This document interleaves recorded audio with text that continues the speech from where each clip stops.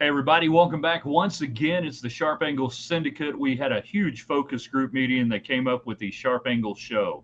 Yeah, we're still working on it. I'm just Ryan Hyatt. I am in no way a professional handicapper. I'm just the guy who sometimes knows how to push all the buttons around here. Glad to be with you again from the wilds of West Texas. He, of course, down in New Orleans. That's Stevie Shrimp.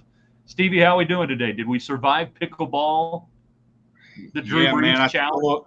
I took a little spill today, but we survived it. Well, got through that, and we are pleased to welcome on for the first time, and I hope we can steal some of his time again here sometime on down the road. But from East Texas today, finally I get another Texan on the show. It is the legendary professional handicapper, a pros pro, Paul Stone. Paul, happy Thursday to you. Thanks for spending some time with us tonight. Well, I'll tell you, good to be with you and Steve tonight, and I always love, talking college football. It's June 22nd as we record, and we're, just a little over 2 months from real games and getting really close. So guys like us, we anticipate the start of the season, and it gets on top of us before we know it. So really looking forward to it.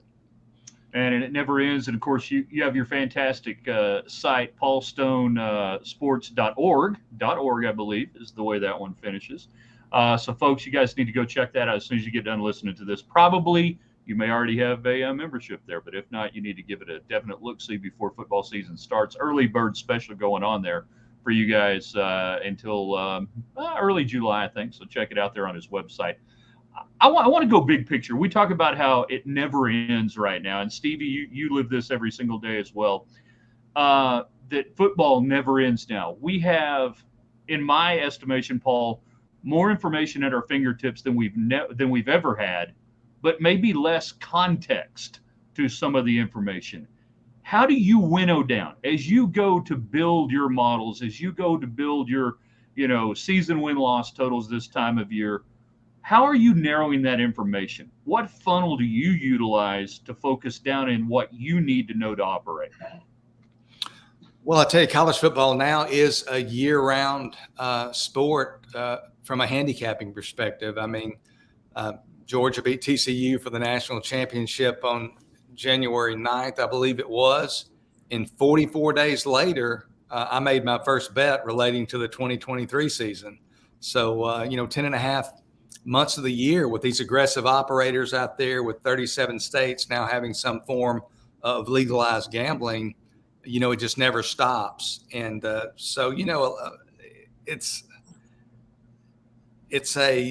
everybody's an experiment of one. Everybody might not do it the way that I do it. I'm a guy, I kind of joke, I use a Big Chief tablet and a number 2 pencil. I take a lot of notes. I memorize a lot of information, but there's no way to underestimate the importance of keeping up with the transfer portal.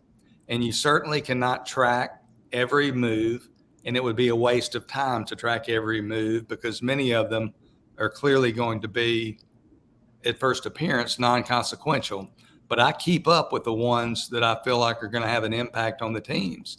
And I mean, you look at a team, a person out there maybe trying to get their start as a handicapper, and this is just one way to do it. Like Jeff Sagrin, his power ratings are very reflective. End of the year, I think he does a good job. And if you look at his end of the year 2022 power ratings, which combines FBS teams and FCS teams, but you can see each team's end of the year 2022 power rating.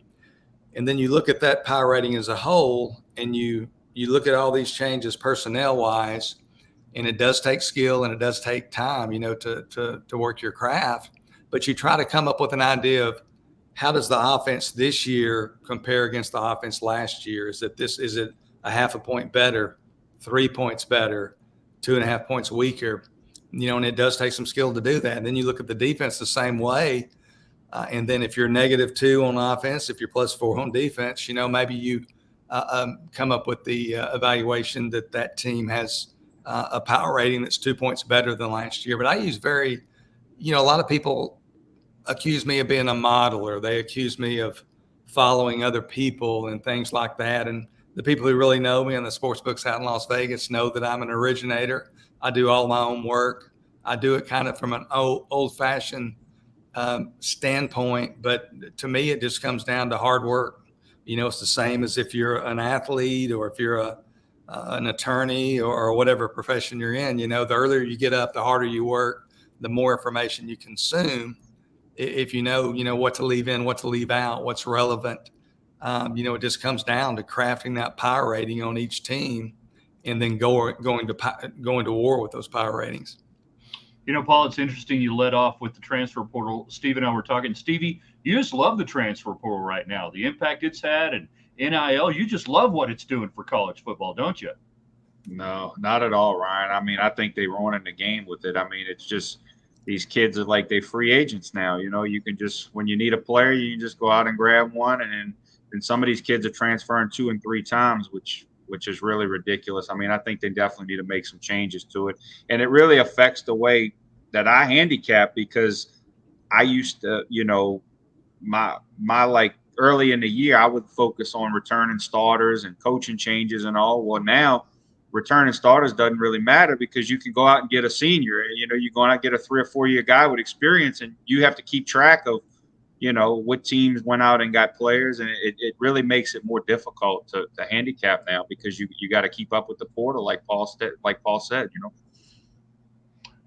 In talking about some of that information flow, Paul, when you go to look at individual teams, have you put together a network of not just newspaper sites, but, for lack of a better term, some, I hate the term fan sites, but sometimes they do have some interesting information on them. Do you kind of have a list of those that you can pick any team almost any time and say, I've got 4 or 5 reference points that I can go to and find out pretty quick, Monday, Tuesday, Wednesday, what I need to know about that team now? Yeah, and I don't have 4 or 5, except maybe on the major programs, like the University of Texas, that has many different media outlets and online fan sites covering them.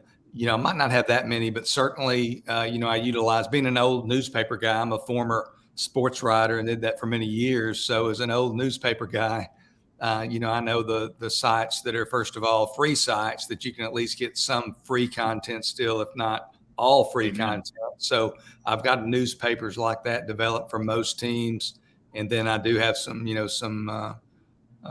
newspapers that I subscribe to behind the paywall, that type of thing. But I primarily use newspaper sites, to get information. And, you can do just basic, Google searches when you see some of these guys that they've gotten through the transfer portal, certain teams. You can see their a brief breakdown of what they did at FCS Richmond and how many years they started and all conference and their statistics.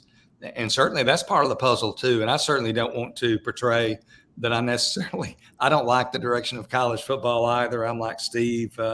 They're just trying to, I call it the NFLization of college football. They're trying to make college football more and more like the NFL. And the reason I like college football is it's not the NFL, but that's another topic for another day. But it's the transfer portal. You have to be able to know that a lot of these teams, like looking at Colorado, for instance, I mean, they've got, I think, only out of 84 scholarship players they had last year, I think only 13 right now are still on the roster and expected back. And that number would probably only get smaller between now and September 2nd. So they've basically made over their whole roster. But a lot of these people they've got from the portal, I mean, they either were perhaps starters at Group of 5 schools, so they hadn't played at the Power 5 level, certainly not the level that Colorado plays at in the Pac-12. Or if they came from a Power 5 school, in many cases they weren't playing. So they weren't able to make their mark at their previous school. So it is very difficult to try to assess at what level, they're going to be able to contribute and play there at Colorado. That's one of my favorite regular season win totals of the season. I know that the sports books, they've taken more action on Colorado over 3.5 than any other regular season win total. The guys that I hang around with, every one of us, our favorite win total, Colorado under 3.5. So Yeah. we'll see who wins because, sometimes it doesn't work out It's the way got to that be the only time we've had a team that is projected at a 3.5 win total to get the first two windows on Big Fox Saturday are Colorado games. Yeah, because people are dying to watch that kind of football. But we just kind of got into something. We weren't doing this podcast last year during football season. So Steve, you can kind of weigh in on this too. I'm always curious for you guys that are putting together your own power rankings and numbers. The divergence between watching a lot of games and the numbers, the raw data, the numbers, and how much time you actually spend. Because some guys want to see it with their own eyeballs. Some guys don't want their eyeballs lying to their brain and actually don't want to watch some of it. Steve, I'll throw it to you first. Do you watch more or less football today than maybe you did in the past with all the information you've got with the numbers? I probably watch less today than I did, say, 10 years ago. And I mean, I still watch a good bit of games, but and you hit on a good point. A lot of guys, especially amateurs that are just getting into the sports betting arena, I have friends that are guilty of it. They'll watch a quarterback have a horrible game and throw 3 or 4 interceptions, and they'll say, "I'm never betting on that guy or that team again." Like, you just can't do that. I mean, everybody's going to have a bad day, and it's just part of life. And so that's the kind of traps that amateurs create by watching games. I mean, the guy Bill Krackenberg or whatever, he doesn't watch any games. Like, he refuses to watch a game, and he makes huge bets. I mean, and that's probably a good thing in a lot of ways. He just looks at numbers, and he's got computer guys, that geeks, that give him information when he sees when they see an edge, and he goes and bets it. And that's probably the best way to do it. I mean, really, if you're a professional handicapper, and but we like the game, so we're going to watch it, but I don't overreact to things I see. In fact, if I see a team that I felt like underperformed, I'm normally going to bet them the next week, because that's how it creates value. Because teams are not – an old guy told me years ago, he said, "Son, no team is as good or as bad as they looked the week before." And that's what I try to base my handicapping on right there, because the line moves based on what people see. They know when they put that line out, they know which way the public's coming, so it's just, you just got to stay away from the traps, and that's a big part of my handicap, and spotting traps and taking advantage of them sometimes. Paul, what about you? The idea of am I going to believe what I'm seeing and my lion eyes are telling me, or am I going to believe what my cheat says at the end of the day, looking at it analytically? Yeah, I agree. Mostly with what Steve said. I mean, a good buddy of mine that I talk to on a regular basis, y'all might know Las Vegas Chris, who's won a couple of contact tests out in Vegas. And, he always says, don't believe your lying eyes. Most of the guys that I think are really professionals are in that group that don't really watch a whole lot of games. And I know some guys who are really solid bettors, have a big time reputation. They couldn't name 3 players on a team. Yeah. And they're very successful. So there's a lot of different ways to do it. I like to watch games early in the year, and I mainly like to watch the quarterback and to see how he responds under duress, how happy his feet are, how much protection he's getting. That's why I don't pay any attention to spring games, because it's not real football. I mean, the offense, if the offense, the advantage the defense has, especially today when teams pass the ball more than 50% of the plays, the defense pressures the quarterback. They disguise looks, they blitz, they hit the quarterback, they put hands up. When you can't touch the quarterback, or if you get 3 feet from the quarterback and they blow the whistle and the play's over, spring football is just not really even football. So I don't put much I might look at a guy's arm strength, making that cross the field out route throw or something like that. But I'm much like Steve. I don't pay a whole lot of attention to it, but I do like to watch some games with a little more intent, maybe early in the year when you've got that new quarterback who hadn't played before. But that used to be a little more effective, because 10 or 15 years ago, if you had a guy who was a redshirt sophomore, never played before, man, the first 3 or 4 weeks he might look terrible. But these guys now, they've been going to camp since they were in 6th grade. Yep. They're very polished. You got guys coming on the field their first start, and they look like they've played before. So, but long answer to the question. But I think that time I'm usually, looking at stats from games that are over and things like that, and just kind of passively watching. I'm much more of a numbers guy than, looking at a game and like Steve said, saying that guy looks terrible, and having that recency bias and those kind of things, So I don't watch a ton of games or put a lot of stock into what I see. Our man Smitty Bucks can't be with us tonight. He's not feeling too good. He's feeling kind of sick, and I was like, "Yeah, you're sick of winning all your College World Series bets." But he had heard you earlier this week, I believe, on VSiN. I think specifically talking about maybe it was Air Force, but on some season win totals. And I'm curious, when you go through that process of the season win total, putting that together for a team, what are some of the components you're looking for there? Because obviously that's a vastly different exercise, and then looking on a week-to-week side and total type aspect on a team. So, whether you want to use the Air Force example or University of Texas that people are talking about, how do you go about that, in putting that together for an individual team?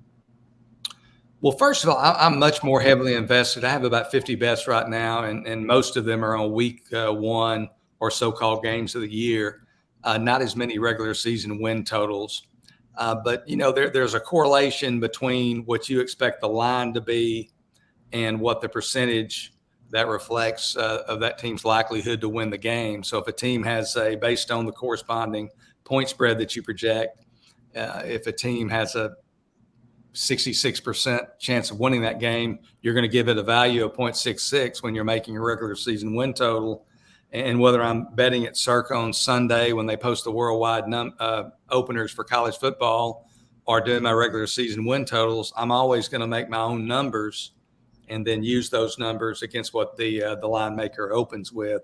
So it's just, an exercise. Some teams that have more new faces and players that maybe are talented, but they don't yet have the experience, their power rating is you're projecting their percentage chance of winning each individual game. Their power rating might incrementally grow higher as you go into the season because you're going to project a greater percentage of improvement, versus just a standard team that might stay at the same level all season. So, it's you look at scheduling some certainly and those types of things.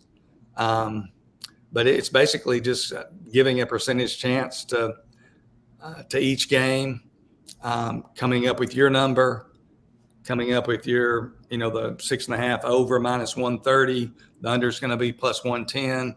And then you look at what the number is. And if you see a decided difference, then that's where you're going to make your play. Got just a couple of minutes here with Paul Stone here on the Sharp Angle Show. We'll take a sharp duck hook to the left. You also do quite a bit of golf. We don't feature that on Sharp Angle Syndicate. We kind of try to stay in our lane. You're very good at it, and particularly a lot of the matchups. Do you find that a lot of the analysis that you have done for football, for stick and ball sport, that translates, or do you have to have a completely different mindset when you look at golf? What got you kind of motivated to get into that, and what makes that a comfort area, a comfort zone for you handicapping? Well, golf is a unique sport. There's a lot of different ways to bet it. On the matchups, unfortunately, since it's not like a game where you have two opponents match directly against one another, the matchups can vary from sports book to sports book. So you've got some issues there. But, I grew up playing golf, have a lot of interest in it, and really had a good 2019 and 2020 up until the pandemic. And pretty good 21, but lately golf's been a little bit tougher for me. But the last 3 weeks, I've had 3 good weeks in a row. So, it's just you use different statistics. You use obviously course history if they played in the tournament before. You use current form, and then you use the metrics that the course seems to require the most, whether it be strokes gained off the tee or scrambling or whatever. And I subscribe to a couple of sites that are, very handy, very easy to use, user friendly, and just kind of go at it from that angle. But, I've never really thought of it in terms of if there's any overlap or any carryover from one sport to another. Golf can be, the difference between winning a tournament and, not making the cut.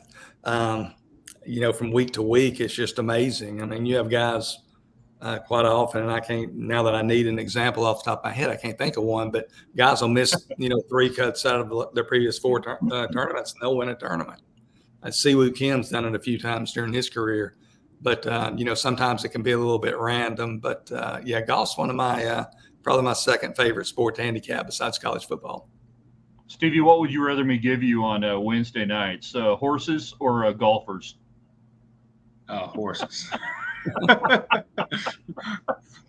Yeah. I'm not claiming to beat horse racing. I mean, look, that's a tough game, but I like it. I can't help myself, but golf's tough too. Like I've dabbled with it, and it's not for me. It's just, it's tougher than horse racing. It's like loading 80 horses into the gate and you got to pick one.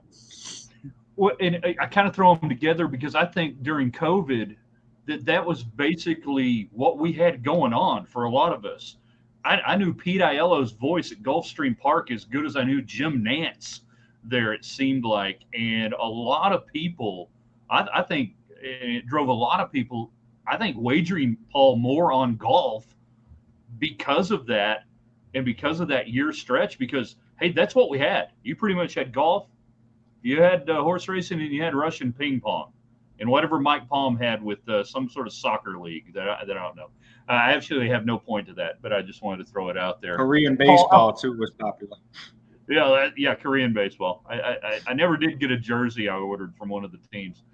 Before we get out of here, Paul, I want you to talk about your site, what you bring to bettors and sports wagering people, and maybe you can. I mean, you went from winning contests in Vegas and just doing it yourself to going that next step. And you are, I call you a pro's pro because you're available. You're out there. You do the shows. You come on, you do our show. You're incredibly generous with your time. And you don't have to do that. What made you want to start that site and take that extra step? Because as Stevie can tell you, it ain't easy waking up every day trying to figure out what you're doing for yourself and then what you're doing for everybody else. Yeah, I mean, it's a burden. You take it seriously, and fairly. It's fair for people to criticize. Many people who sell and market selections. That's a fair criticism. But I work very, very hard, and just like everybody, I just want to be judged on my own merits. And I think the people that I've had as customers, many of them for many, many years, but I don't really know how I initially got into it. It's really grown the last few years, and I've gotten more exposure, frankly, that's helped me. At times, I kind of think maybe it's not worth it. I've had private business interests, outside of sports betting, and recently sold a business within the last 3 weeks. So it's not like I have to do it, but and sometimes I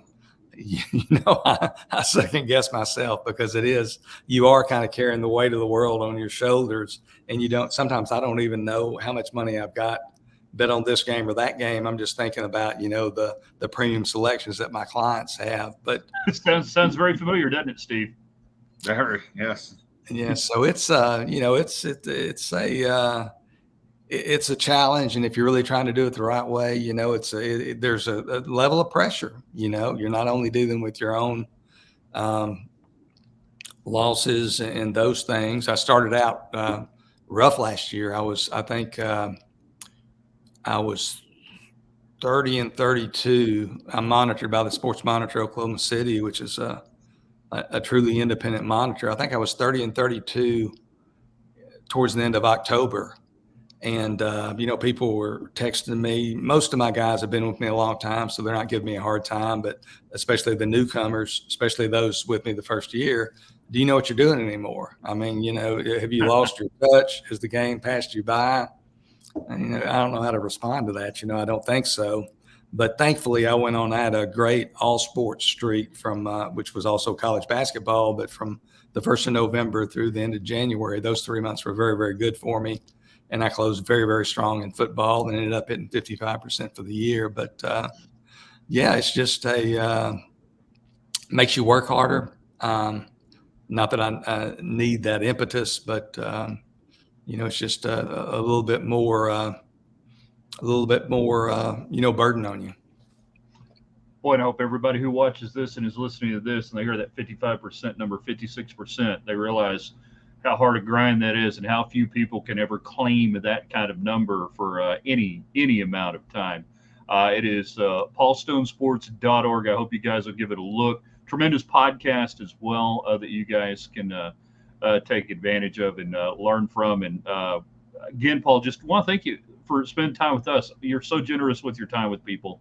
I'll say it one more time at Pros Pro, and I really do hope we can get you back on the show sometime.